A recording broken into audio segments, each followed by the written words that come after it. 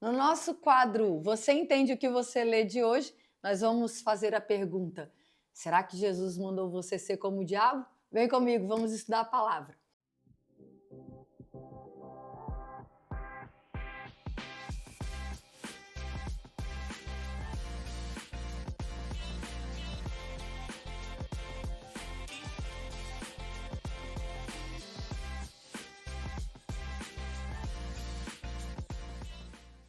Abra sua Bíblia aí em Mateus capítulo 10, verso 16.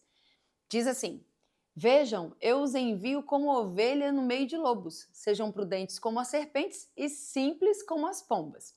Nesse texto aqui, algumas pessoas se assustam quando Jesus está dizendo que nós devemos ser astutos como as serpentes, ou prudentes como as serpentes. Ou ainda na versão A Mensagem: mantenha-se alerta, eu estou incumbindo de um trabalho perigoso. Vocês serão como ovelhas correndo em meio de um bando de lobos.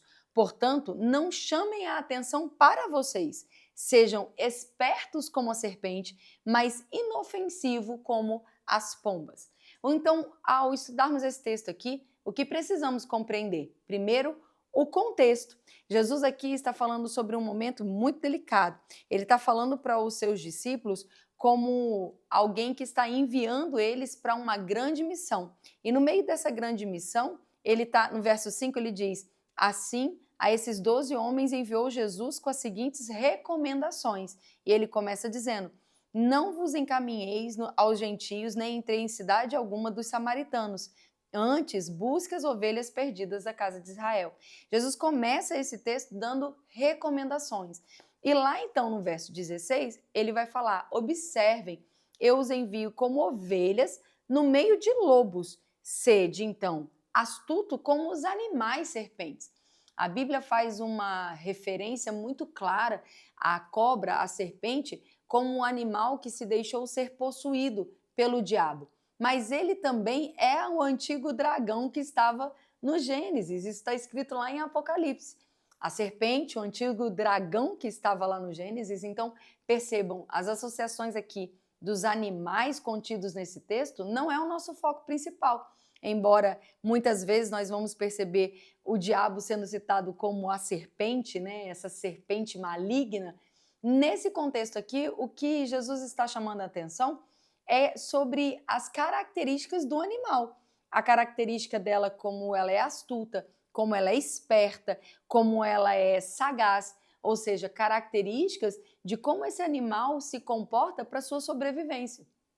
Uma serpente, ela tem uma característica de observar a presa, de não fazer barulho, de ficar quieta, observando até que aquela situação seja uma situação que seja favorável para ela agir. Nesse contexto, faz todo sentido o que Jesus está falando.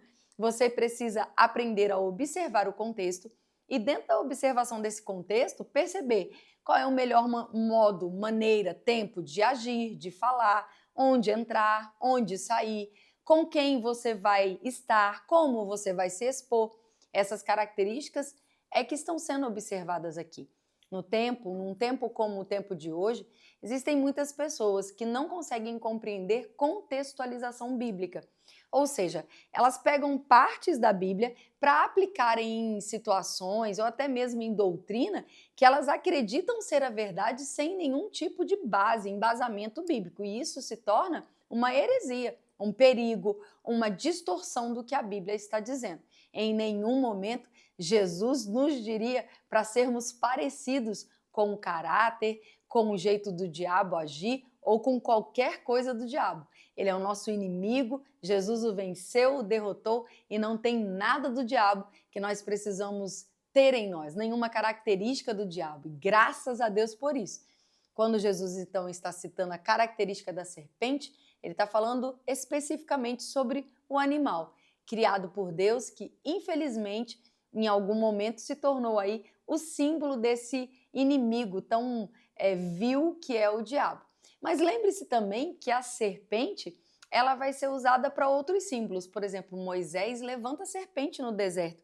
E essa serpente erguida na haste que Moisés vai levantar, aquela serpente de bronze, ela significa uma cura, ela significa o mal sendo vencido, todos aqueles que olharem para a serpente seriam curados, né?